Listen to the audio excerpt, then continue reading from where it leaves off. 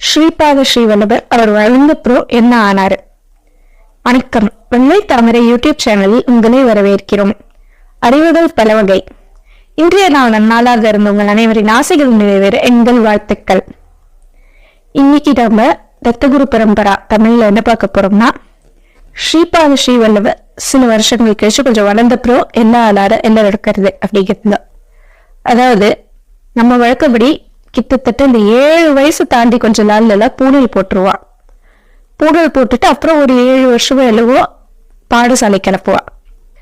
இந்த 14-15 வயசுல முடிகிற மாதிரி, அதாவது 7 வயசு முடிஞ்ச இல்லையா, 7லேருந்து 8 வயசுக்குள்ள ரெகுலரா நடக்கும் அந்த காலத்துல கிட்டத்தட்ட இல்லையா. அது மாதிரி இவருக்கும் 8 வயசு வாக்குல பூணல் போடுறான். பூணல் போட்டப்புறம் என்ன ஆகுதுன்னா, அப்போல இருந்து கிட்டத்தட்ட 15 வயசு வரைக்கும் சுமாரா எல்லாரும் வேத போய் கத்துப்பா. அப்புறம்